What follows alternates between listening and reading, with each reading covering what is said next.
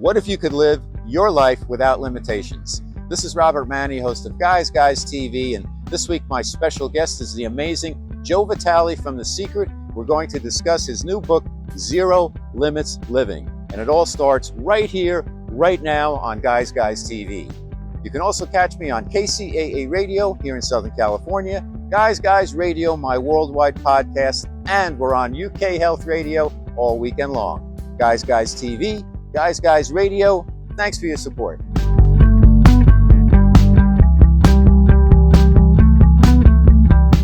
Okay, Guys Radio, it's the interview portion of our show, and I'm so honored and pleased to bring back a very special guest who was my guest on my 500th episode a few years ago, Dr. Joe Vitale. He's got a new book. It's fantastic. It's called Zero Limits Living. Let me tell you a little bit about Dr. Joe.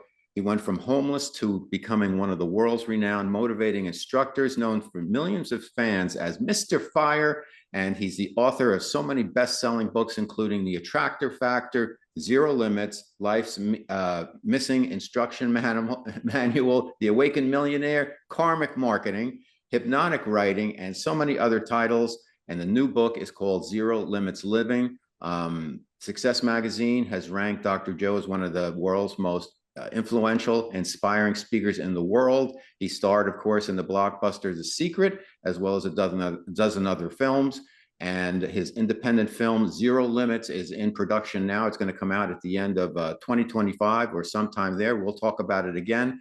A couple of last things about Dr. Joe, because he's got so much going on. President of the Napoleon Hill Institute, and he's such he respects the leaders of the past so much in the spiritual area, and he brings them forth. It's almost like the Rolling Stones bringing out the old blues players. Dr. Joe is like the Stones that way. He just received the U.S. President Lifetime Achievement Award and is a recipient of the L.A. Tribune's Lifetime Achievement Award 2021.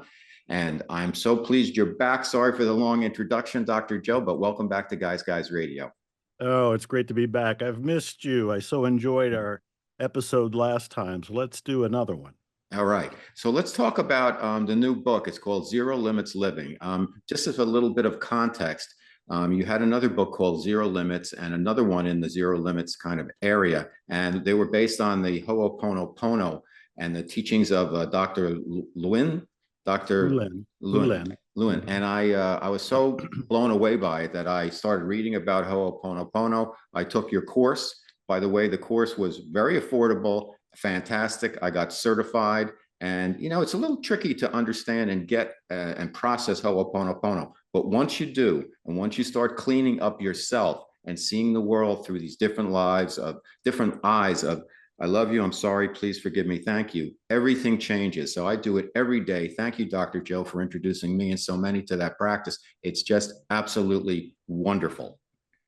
It is. I am a very lucky person because I stumbled across it, realized the power of it, and also saw that nobody was telling the world. And I worked with Dr. Hulen, who was the therapist who helped heal an entire ward of mentally ill criminals using this method, and wrote the first book, Zero Limits. And 10 years later, I wrote a book called At Zero. And then after that, I wrote The Fifth Phrase. And then most currently is Zero Limits Living. So it's been an evolutionary process, but it all began with Ho'oponopono and Dr. Hulen and the discovery of a tool and technique that anybody could use at any time, no cost, no obligation, and yet you can transform your life in a moment.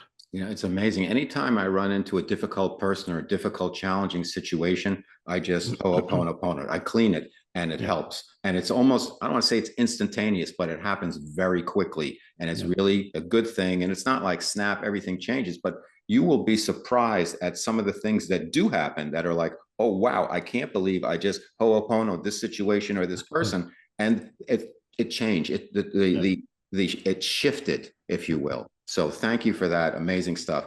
So let's get to the new book, Zero Limits Living. I just finished it, and it's got 3 pillars in there that you talk about, mindset, motion, and mysticism. And you mentioned at the beginning of the book, Dr. Joe, that it was an illumination that brought together your entire life experience in self-help and metaphysics, spirituality. Everything came together in a flash of light, flash of insight that became what you say ended up as Zero Limits Living. So let's start there. What was the inspiration for the book, and how did this all come together?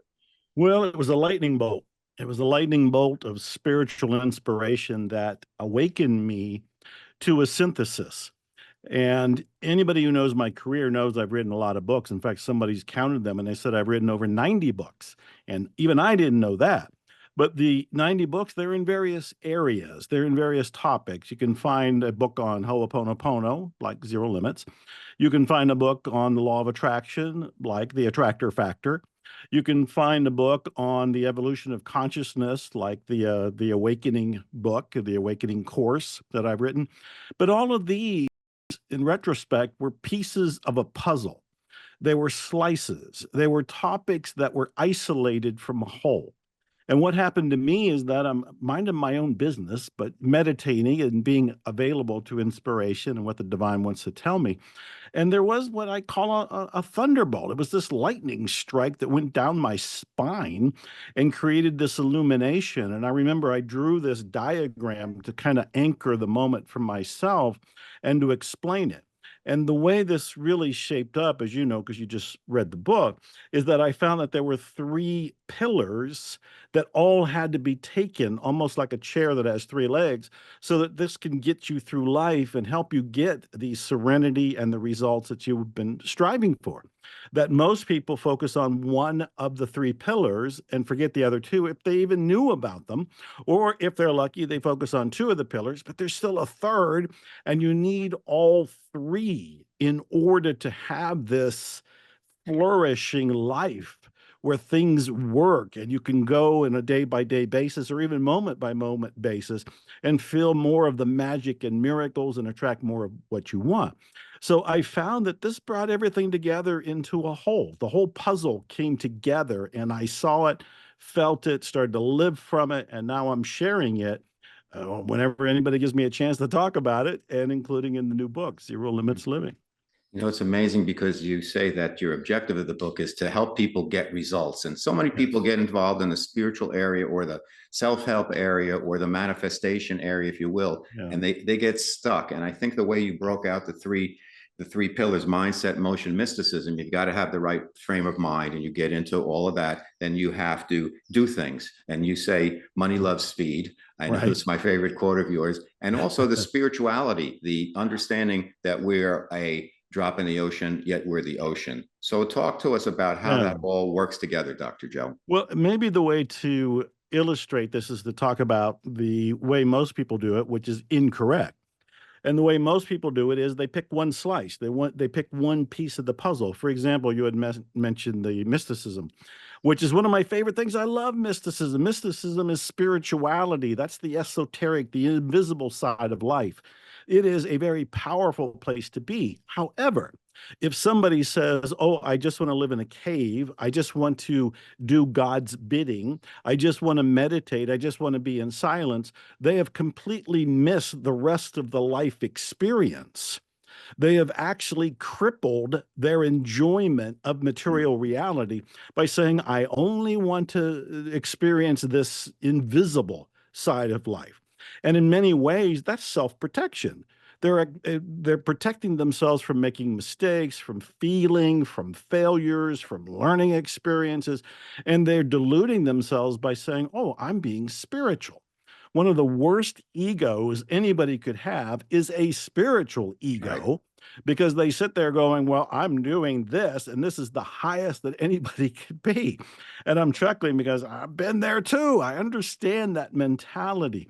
But we are spiritual beings in a material world, and we are here to enjoy the life experience, including the gifts and the goodies of material reality.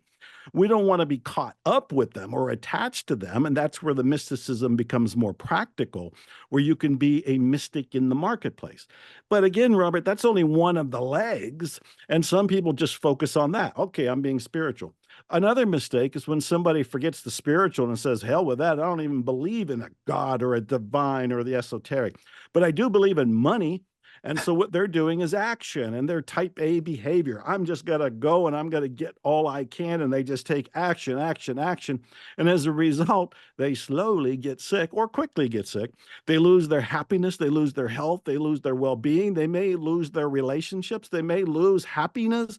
They may lose everything in this quest for something that they're running after and sprinting action or after. And again, action is important. I'm an entrepreneur. I'm a results-oriented guy. I tell people if I only sat and thought about being an author, I never would have been on this show. There'd be no books to show unless I actually took action. So action is very important, but it's only one of the pillars. And if you only focus on that and you don't take care of the first pillar, which is the mindset, then the actions you take may not actually get you any of the results you want, because the other pillar is mindset. And a lot of people just focus on that. I'm just going to think positive. I'm just going to visualize what I want. I'm just going to use mind power and internal power to create my reality. But then they don't take any action, which means they're not going to create their reality except as an empty hole. And they don't bring in the spirituality, which means they don't have the inner direction from the great something to help them guide through life. So this is why I say all three of them have to come together. If it's mindset only, you'll feel good and you'll be broke. You won't manifest most of the things you're dreaming about, because life is a co-creation. This is one of the big secrets. Life is a co-creation. There are ways to make what you do easier and how you think easier, but you still have a part to play in the role of life. So the mindset's important, but you just can't rely on it alone. You got to get up and do the second pillar, which is take action. You take the action based on the positive mindset and what you see as the next thing to do, but you also include the mysticism, which kind of guides you into what the actions are that you should be taking. So all three of these come together, and now you're a superhuman, super normal, super powerful force that can accomplish by God miracles, because you're thinking better, bigger than ever before. You're taking actions that are actually relevant, that get results, and you've got the power of the universe, the God, the divine, the great something, Gaia, whatever you want to call it, that's actually living and breathing through you to get these results handled. Exciting stuff.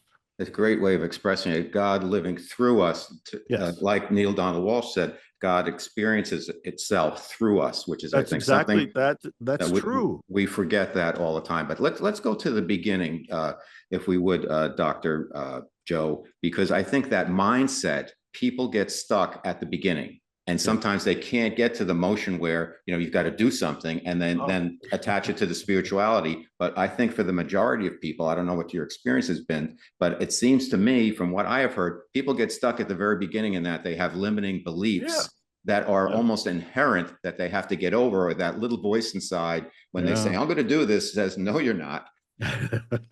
Well, it all begins there. And for most people, they didn't even get to the game because they listened to that voice that said, that's all BS. I still remember when I was broke and I was in poverty, and I had this landlord who was very skeptical and very rough. And I told him I was reading Norman Vincent Peale's The Magic, or the Power of Positive Thinking. Okay, right. And he said, you believe that BS? And he was far more blunt than that, because in his mind, in his world, that made no difference. Positive thinking made no difference whatsoever in your life. Life was still got to suck. You're still got to struggle. You're still got to die. That was his mindset, which meant he never even got to the game. He never got to the playing field. If somebody this is what I was doing back then, am reading the self-help books and I start to question them a little bit and question myself a little bit, now I get on the playing field. Now I can come to bat, because now I'm looking at my self-talk. For most of us, we don't even know that our self-talk is the monkey mind, and it's not us. Right. This is why a lot of the work is in that first pillar, that first dimension, that first base, if you want to continue with this baseball analogy kind of a thing. Because what we're doing is we're looking at our self-talk, and our self-talk can say, this is all BS, and you quit right there.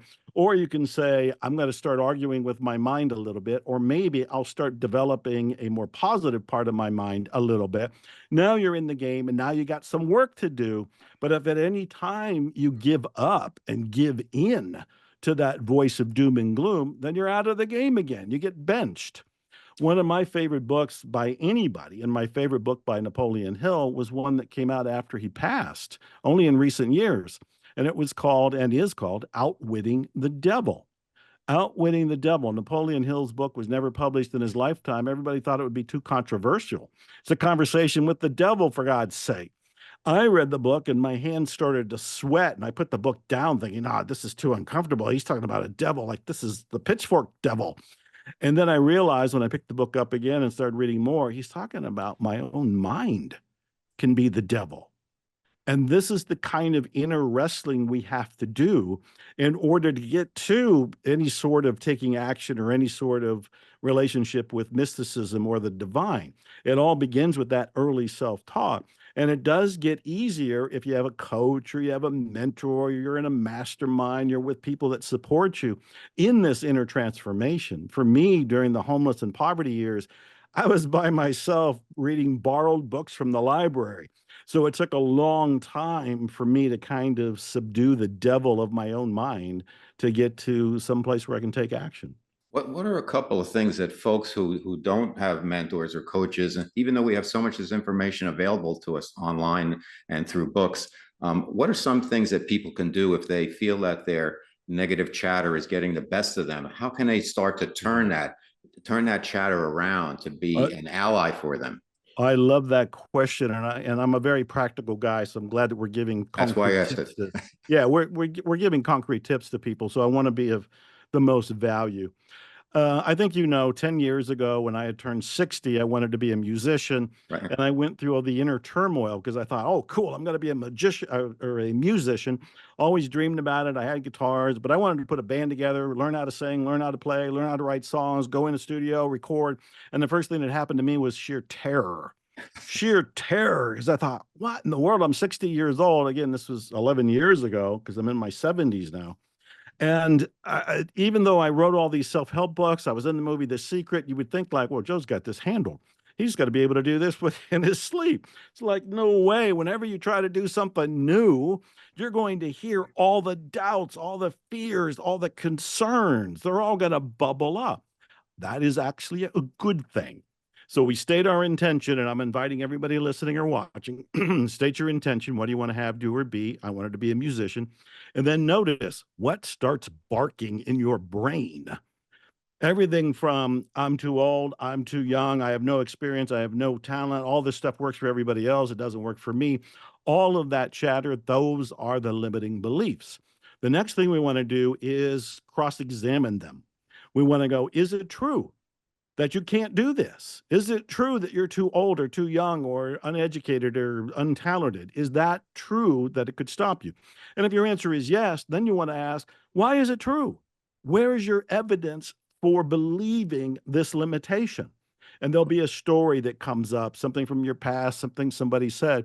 And then you want to look at that with the light of conscious awareness so you can take the energy off of it and be free from it. The other technique I want to give, because this was so powerful, when I decided I want to be a musician and I was a nervous wreck, I signed up for a small songwriting workshop. There were only like 5 people in it. It was in the Texas area where I was living, and 2 of the people leading it were well-known Texas authors and musicians. And I remember one of them, Ray Wiley Hubbard is his name. Ray Wiley Hubbard admitted he still had doubts, he still had concerns, he still had fears, and he's already an accomplished. He was on the big talk shows, he's got albums out there, well-known, well-respected Texas musician. But he said, I learned to ask a question that took the fears away. And I never forgot this. He said, I learned to ask the question, where's the proof that I can't do this? Where's Love the it. proof that I can't do this? I got chills right now. And I remember at one point, at this point, I've recorded 15 albums, which amazes even me. And the reason being, once you get rid of the negativity and the limitations, you accelerate to your end results. You manifest faster than ever before because the thing that was slowing you down were your own beliefs. And I remember I was going to play on stage with my band. I put together this band, and they are legends. So I called them the Band of Legends. They got far more experience than me. And we went on stage, and my God, we got a standing ovation. We got a standing ovation. And Rolling Stone mentioned 2 of my albums, and some of my music's been used in movies, including my movie that'll be coming out.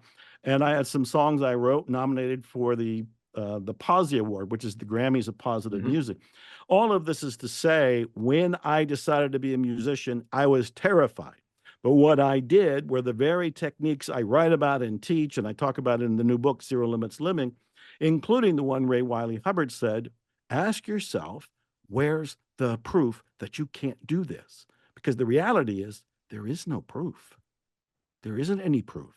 You are free to go ahead and go for your dreams and then get the information and the feedback, assess it, adapt, and move forward.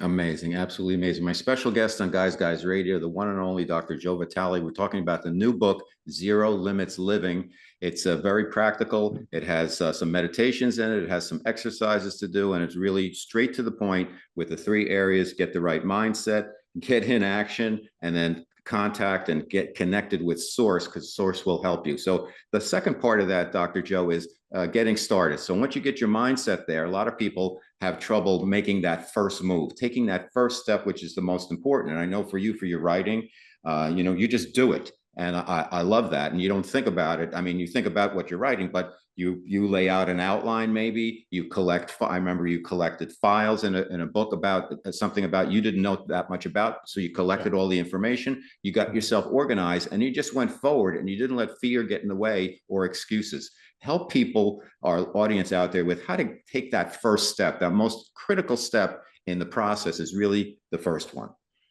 Which is a great point.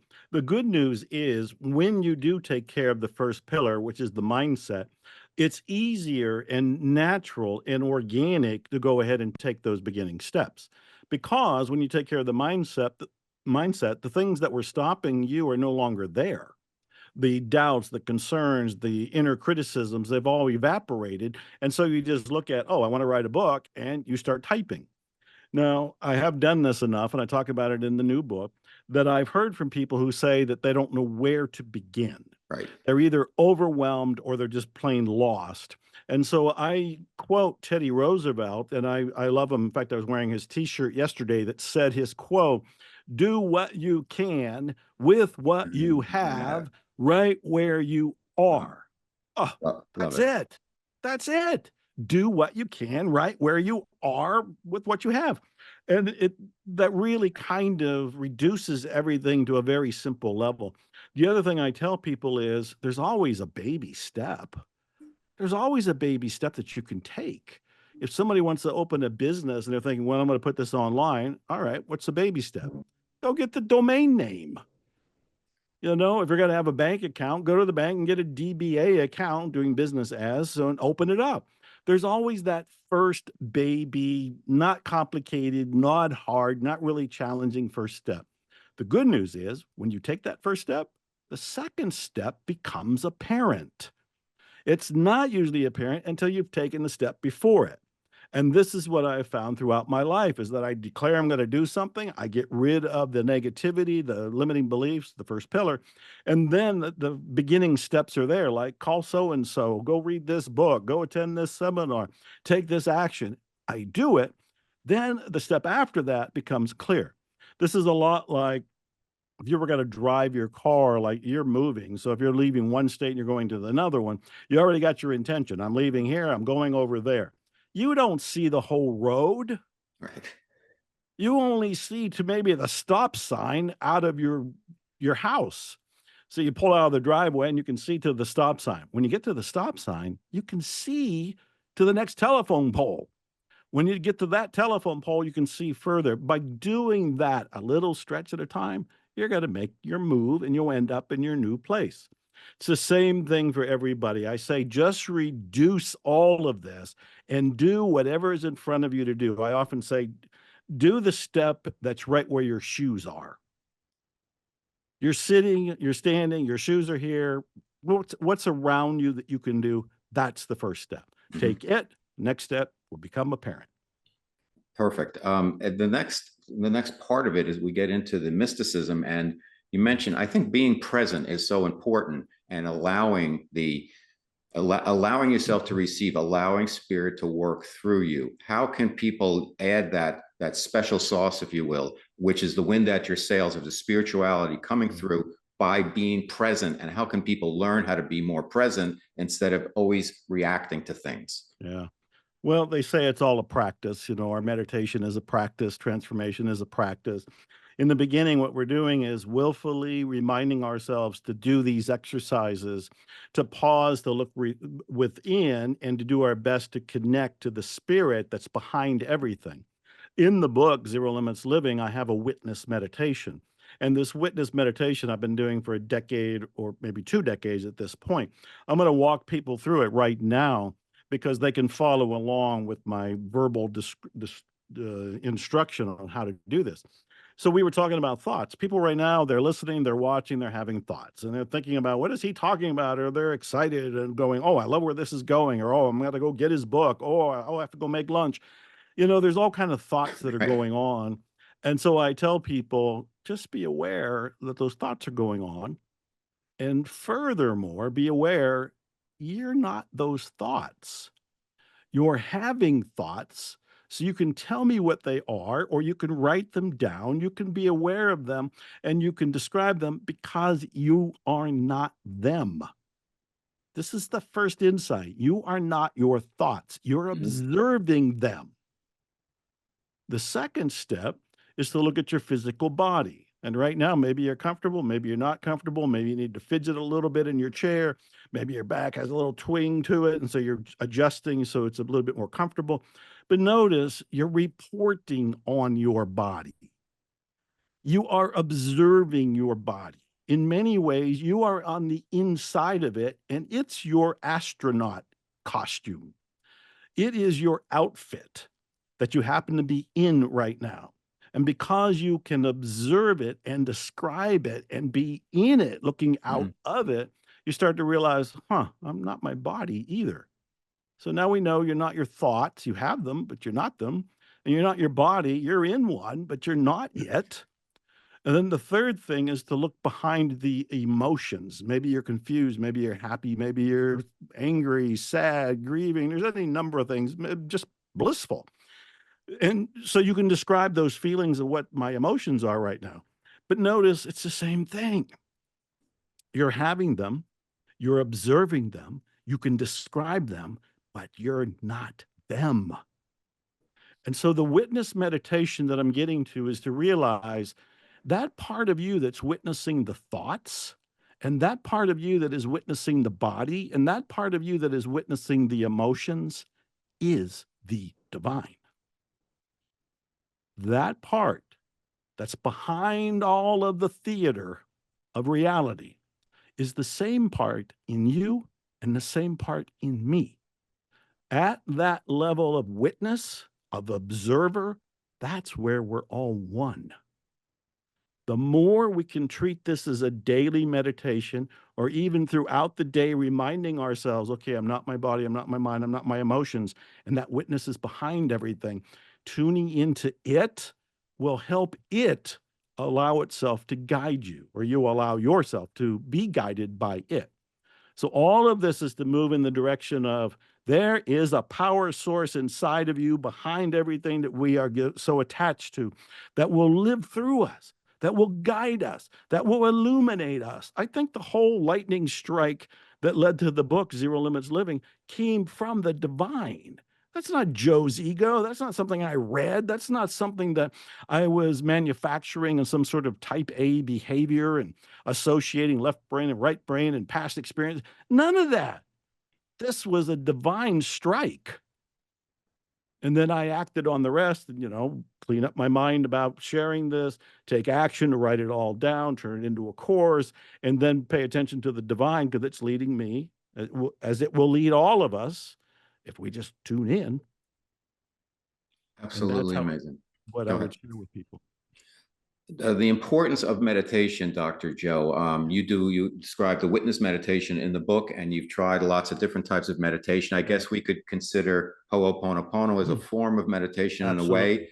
For people who I found meditation has changed my life. I've been meditating for about 20 years. Bob Roth Mm, of the David Lynch Institute introduced me to TM. I took it. I've done 166 days in a row. I've never missed a day. And it's completely different because sometimes I'm like, nothing's happening, is it? But then I notice my perspective has changed completely. It's just, I've calmed down in so many ways. And an issue comes up and I look at it and I deal with it and I witness it. And I don't get, I don't get overburdened by things. I don't get super nervous about things anymore. And I attribute it to the TM or whatever type of meditation, helping to just get myself in that position to observe and witness and then act with a lot more calm. Talk to us about meditation a little bit more, if you would, Dr. Joe, about what you learned over the years, how you've incorporated different types of meditation, how people can get over that hump of the monkey chatter, preventing them from getting into that state of relaxation. Oh, another priceless question. Look, the evidence is overwhelming that meditation in any way, shape, or form helps us metaphysically, mentally, and physically.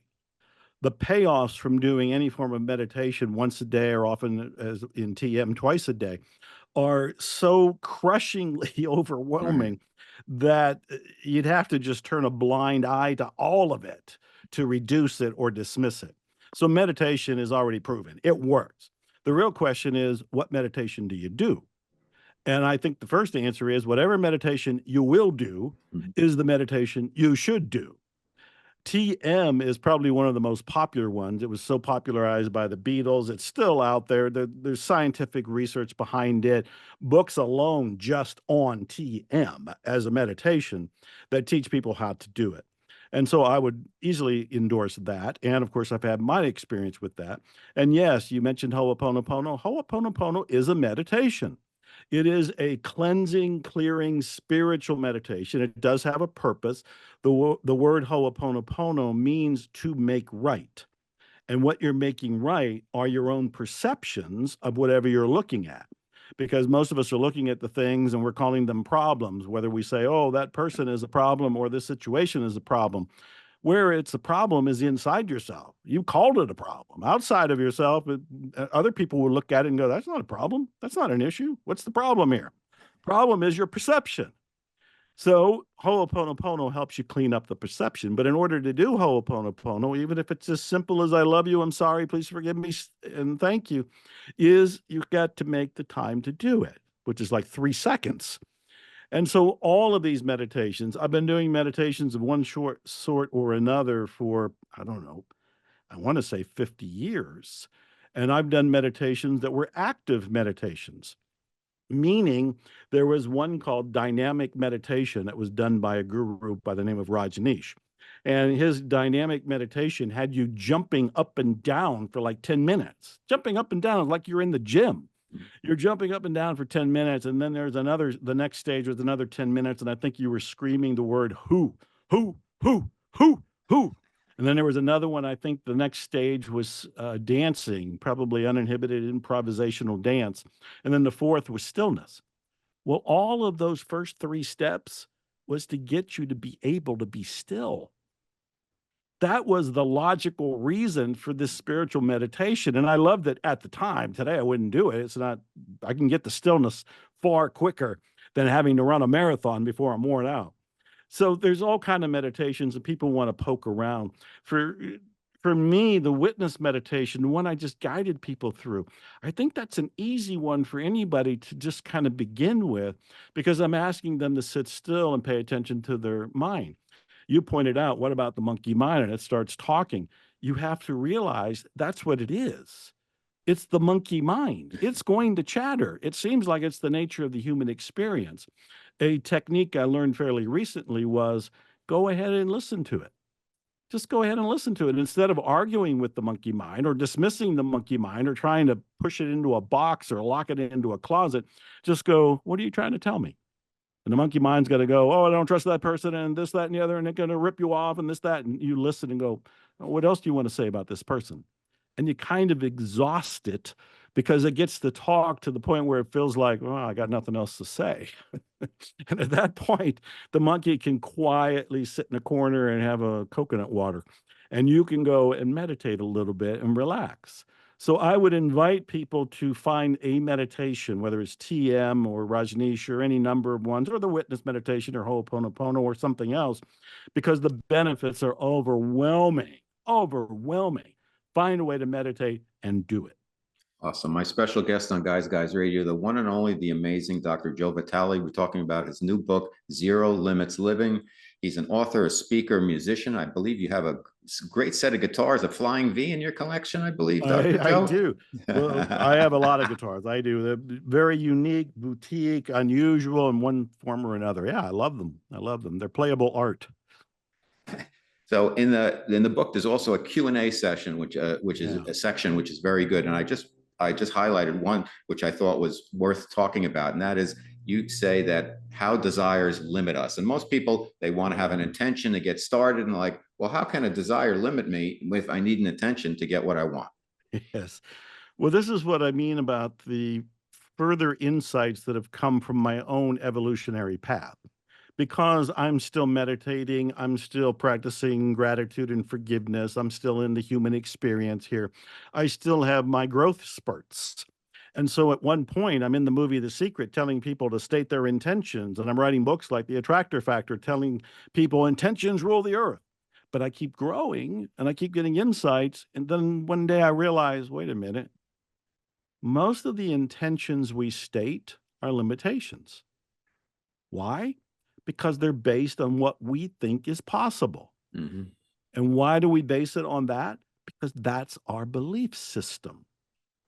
We grow up in a culture, in a family, in a school system, and religious system, media system that kind of teaches us unconsciously, here's the limits to life. You can do this, but you can't do this. And we don't think about it. We don't question it because it's pretty much unconscious. We downloaded it from the environment around us. And so when you get somebody that's excited like me, and I'm encouraging, and I have that childlike wonder and enthusiasm, and I say, hey, you can have, do, or be whatever you want. And I truly mean it. But what people select as their intention is based on their past experiences of what they believe is possible. So there's a built-in limitation. Now, what I tell people that's better than their built-in limitations as intentions is an inspiration. Because the inspiration, like the one that hit me, the thunderbolt I keep referring to, the lightning strike from the divine, that comes out of nowhere and blows your mental limitations away. They melt down. You end up with a new reality and a new way of looking at reality because you're no longer coming from those limitations. This is why this goes back to meditation. It's why it's so important to find a way to connect to the divine. My book is called Zero Limits Living. When we connect to the divine, we can experience zero limits living. That's truly where anything is possible, because the divine, God, whatever you want to call this greater force that we're all part of, that's animating all of us, it doesn't have any limits. Zero. We're the one projecting our limitations on what's possible. Right. So I can go on with that. The divine doesn't have any limits, and the divine None. lives through us, so we have no limits, right? If we get out of the way, we can put limitations on the divine. Clearly, it's like there's an ocean of power that can come flooding through us, but we got this tiny little faucet and this little pipe. And we just let it drip through. It's like, okay, drip a little bit of abundance here. Okay, a little bit more abundance here. There's an ocean waiting. How did you get yourself in a position mentally, spiritually, physically to know that the opportunity that the secret brought to you was available to you? And how did you go about the decision-making process? Because you went through a time where you were homeless, you lived in a library, you read all these self-help books, you got yourself up on your feet, you did some wonderful things, you got a phone call about the secret. You probably didn't know at the time what it was going to turn into, yet you were present and you were allowing yourself to receive. What do you think happened with that, Joe? That's a wonderful question, because I need everybody to understand what I went through. Yes, I got the phone call. Yes, it was an opportunity, but no, I didn't know that it would go anywhere. I didn't know that it would mean anything, and nobody knew that the movie would make history. that it would be seen by millions around the planet, and still is today, 16, 17 years later. But in that moment of the phone call that I got, I almost said no. And I remember telling Rhonda, who was calling me personally back then, and I was answering my phone back then, and I said, I'm too busy. I got too many things to do. I've got these schedules. I got people on deadlines that need stuff from me. I can't take the time to do this. And she said, look, I will fly you from Austin, which is where I was living at the time, to Chicago, direct first class flight. I need you for 2 hours in Chicago. I'll put you on another flight, first class direct, and you'll be home the same day. I still thought I might say no. What I've learned, and this is the reason I'm telling the story in this way, and I'm being a little theatrical in how I'm expressing this, what I've learned is saying yes is the answer to transforming your life. I said yes. And I've learned to say yes, even when it's scary, when it's unknown, when you have no immediate payoff, that you don't know how the chips are going to land, but you're paying attention to something resonating in you, your internal guidance system, your own GPS, God power system, if you will. You're paying attention to that. It's saying, you should do this. Say yes. I said yes. And she kept her word. I went up there, did the filming, came back, didn't think too much about it. But 6 months later, the earth exploded on planet Earth, and it hasn't stopped yet. Well, you did the work that you needed to do to put yourself in a position to be able to allow yourself to receive that. And that is wonderful. Now, we hope that the new movie that you're working on now, Zero Limits, is going to be even surpass The Secret. And I think it will, because you got a great cast lined up, and I can't wait till it comes out. So tell us, Dr. Joe, where can people find out more about you? Where can they get your books? Where they can find you online, lectures, see you speak in person, etc.? Well, first of all, I'm not hiding. You can find me real easily. I've been online since 1995, somewhere in there. Main website's Mr. Fire, which is my nickname, mrfire.com. I'm active on Instagram and social media. I post new videos virtually every day. And I'm Dr. Joe Vitale, Dr. Joe Vitale on Instagram and Facebook. All my books are on Amazon, Barnes & Noble, wherever you go and buy books. Zero Limits Living is the latest book. I have, as I said earlier, 90-some books. My music is wherever you listen to music, iTunes, Spotify, Apple Music, all of them have it listed there, and 15-some albums. All the movies, I've been in 30-some movies. The Secret, of course, if somebody hasn't seen it, go to thesecret.tv. And my movie will be called Zero Limits, and it'll probably come out early 2025. And I'm very excited about it. There's a little bit of info about it at zerolimitsmovie.com. That's tip of the iceberg kind of stuff right there. You're doing wonderful work. The thing I think everybody needs to know out there about Dr. Joe and what he's doing is that he's not only spiritual and does the work in terms of gathering the information and serving it up to help us, but he's very practical, because we do live in a practical world. And so many of our spiritual teachers, they're in a certain place where they may teach us some concepts, but they don't teach us as well as Dr. Joe does how to do it. Because we are in the 3D and we have to deal with this stuff that we have to deal with. And Dr. Joe, you are a blessing. Keep doing what you're doing. Thank you for being on Guys Radio. I love speaking with you. I love your books. I love Ho'oponopono. And thank you, thank you, thank you. I say that sincerely. I know you do. I am very grateful, very honored, very humbled to be here. Love you, love what you're doing, love the difference you're making. So Godspeed to you and all the people watching or listening. Thank you very much. Thank you. Thank you, Dr. Joe. If you enjoy the guests and content I bring you each and every week to Guys TV and Guys Radio, please support us by subscribing to our channels and platforms. Thank you.